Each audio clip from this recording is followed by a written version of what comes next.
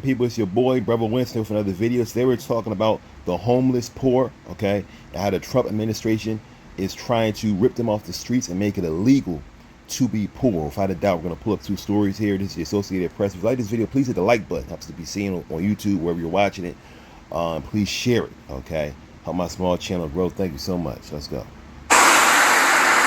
We've had, over the past several years, a growing crisis around RV homelessness. Today, there are nearly 500 large, oversized vehicles dotting the roadways across San Francisco, and the current situation is unsustainable. It's not a good situation for families to be raising their children in our... Let's stop right here. This guy, San Francisco Health and Human Services, this is who he's working for, okay? And he's saying it's unsustainable, and it's not good for them to be in these RVs. Why are they in these RVs? They're in these RVs because they have no home. That's why, okay? The RV is their home. They're there because of inflation. They're there because everything is too high, okay? And that's all that they have left. And so these evil people, and I'm going to say just as it is, these are evil people, all right, that sit there in suits and ties and they act like they're trying to help somebody. They're saying, oh, well, it's unsustainable. It's not good for you to raise your family in an RV. Of course, it's not great to raise a family in an RV, but that's all that they have. But look what these people are trying to do.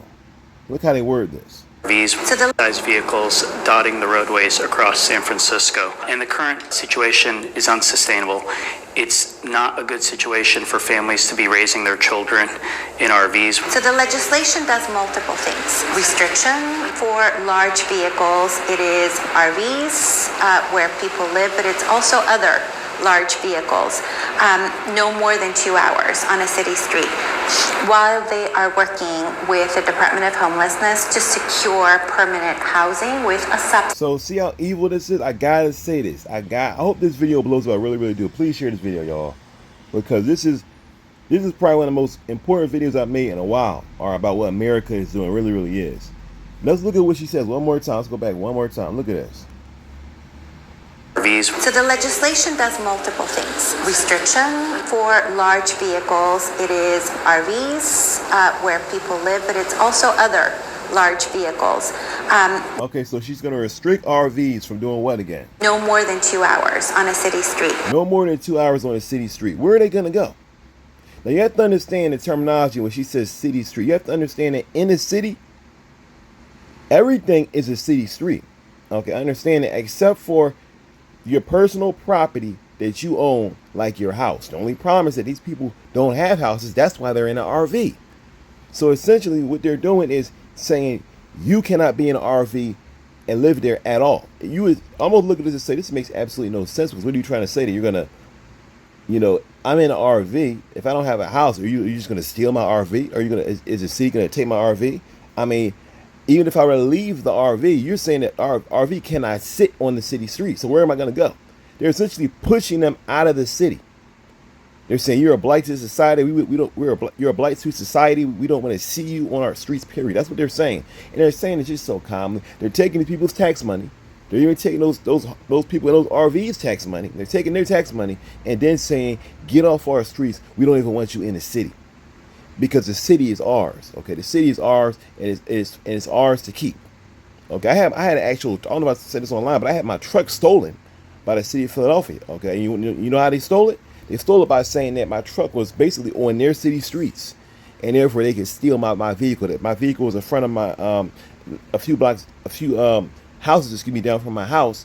Or I had more than one vehicle, and this truck was being fixed, okay? And what happened was, a cop came who was a part of a special organization that the new mayor had, I believe the new mayor had created, okay?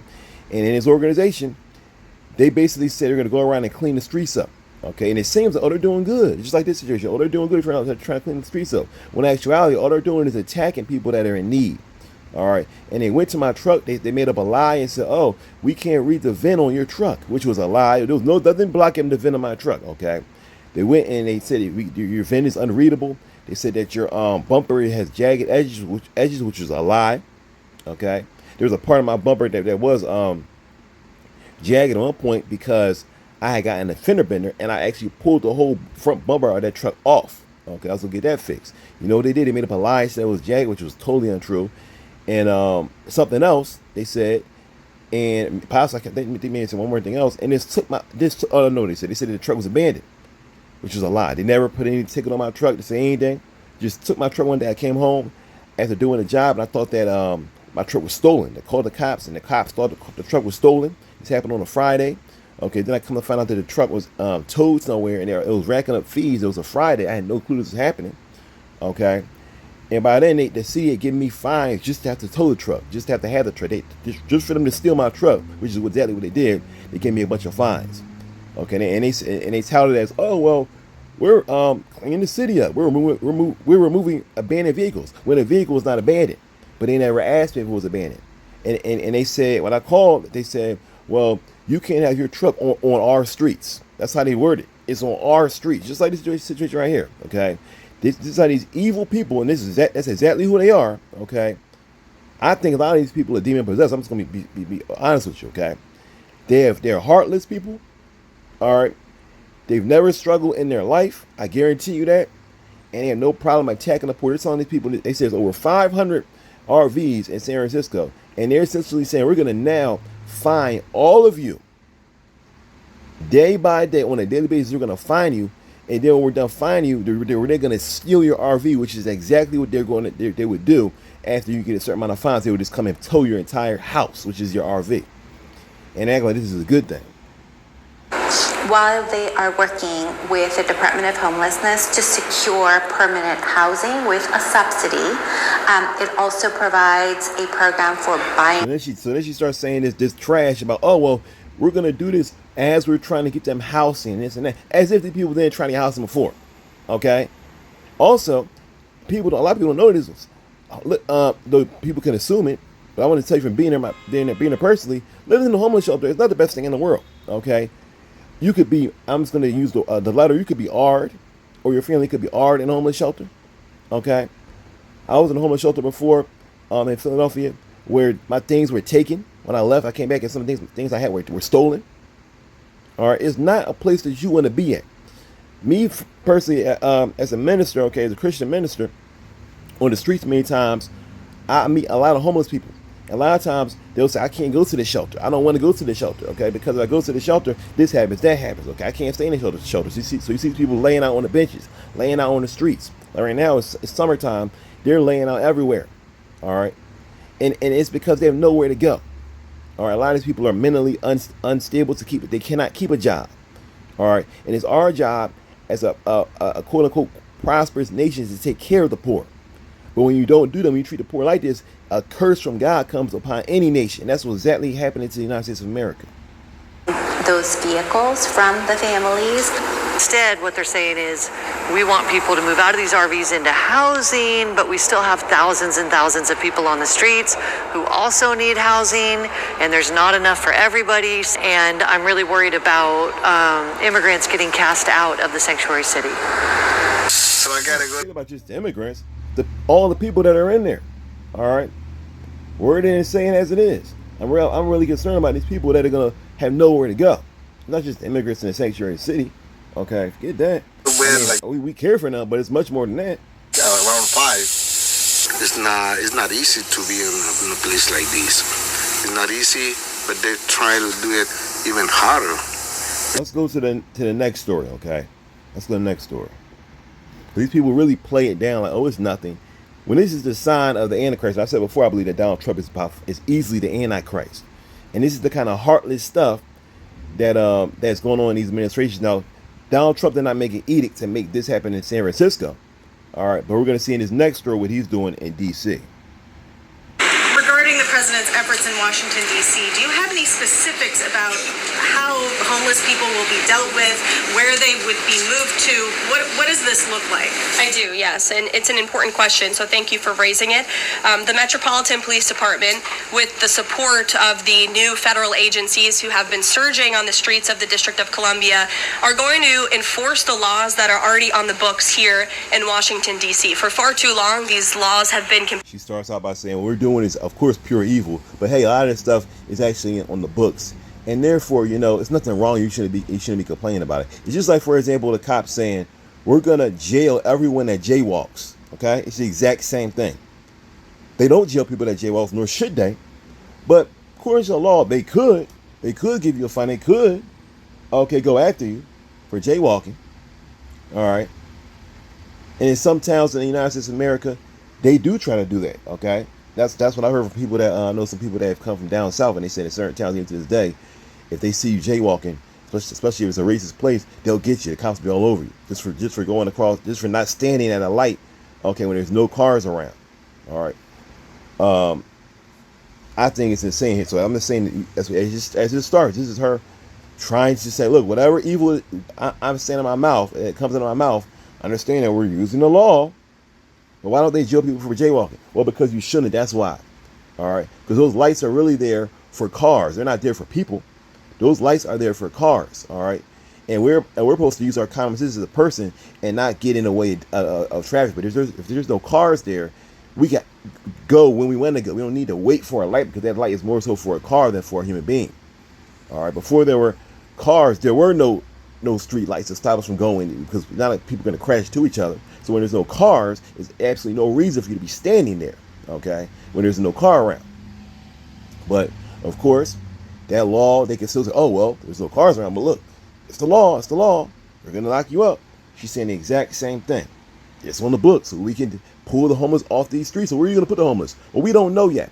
Number one, it's against righteousness to pull somebody off the streets, period, and tell them to go somewhere else. That's the only place they have. The only place they have. Okay, and so I'm going to pick you up and throw you over here. I'm going to pick like you're a bug. So I'm going to pick you, which is how they see us. Number one. Okay, got to say that. I'm going to pick you up and throw you over here, or pick you up and throw you over there. Okay, because you're in need and because we can do that, because we have the power to do that. Okay, just because you have the power doesn't mean you should be doing that. All right, let's go. Completely ignored, and the homelessness problem has ravaged the city. So DC Code 22-1307 and DC Municipal Regulation 24-100 give the Metropolitan Police Department the authority to take action when it comes to homeless encampments. So homeless individuals will be given the option to leave their encampment, to be taken to a homeless shelter, to be offered addiction or mental health services. I love how she words it. Look how she says they'll be given the option. When it comes to homeless. I'm sorry. 22-1307 and DC Municipal Regulation 24-100 give the Metropolitan Police Department the authority to take action when it comes to homeless encampments. So homeless individuals will be given the option to leave their encampment, to be taken to a homeless shelter, to be offered addiction or mental health services, and if they refuse, they will be susceptible to fines or to jail time. Again, these are... Okay, so if there's too many homeless people to fit inside of the shelters, which I can tell you for sure that's the case. I don't even need to look at the population in DC. I can tell you right now, in every major city, if you take all the homeless people, they would not be able to fit inside the shelters, okay? Because it's just not the case. There's never you will never find a major city, especially in the USA, where out of all the homeless people in the city, and there's usually a lot, especially now with all this going on with the inflation and everything. You could take all those homeless people and put them in shelters, okay? Because there's not enough beds for them. But she's saying, well, if they don't want to go to the shelter, then they could be fined and they could be jailed. So essentially, what they're saying is that we're going to round you up and just throw you in jail. Like I said, many shelters homeless people want to go to because the shelters, many of them are bad and all kind of awful things can happen to you in these shelters. Not like they have people. I think people assume that shelters are just like the perfect place, and they're not. You go in there. There are people that are working at the desk, and I'm telling you this from experience. There's people that are working at the desk. All right, they'll tell you go here. You have to be in at a certain time. If you're not in at a certain time, you can actually lose your bed. Okay, which is another thing that they don't talk about. How you can lose your bed, so you can be in the shelter, and then something can happen and you can't get back, and now you're outside the shelter. Now you're susceptible to being locked up. Okay, let's say you're out somewhere, you fall asleep. Let's say you're out somewhere and you get assaulted or beat up or something, anything happen to you, okay? Or maybe you're trying to work a job and the job wants you to work later, keeps you late. Now you can't get back to the shelter, so now you lose your bed, which can easily happen. Someone else gets your bed, all right? You go back to that shelter and beg them all you want, and they'll say, listen, you didn't come back at 9 p.m. Oh, my job kept me longer, blah, blah, blah. The bus was late, okay? Anything happened. I mentioned the bus was canceled, which happens, for example, in Philadelphia all the time. Buses get canceled. They give you no warning, all right?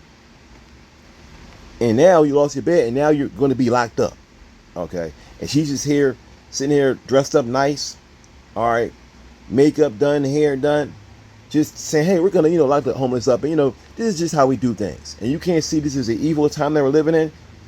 You can't see how evil this man Donald Trump is, putting the National Guard because the homeless are out of control. Really, maybe you guys are out of control because you're not helping them. That's the reality of what's going on. You don't give a rat's behind about what's happening to them. You just want them out of your sight, out of mind. You don't want to be driving past in your Beast, which is the name of the president's vehicle. You don't want to be driving by in the Beast and seeing these people on the streets looking like trash. So let's round them up and get rid of them. Can we do that like tomorrow? That's basically what they're saying.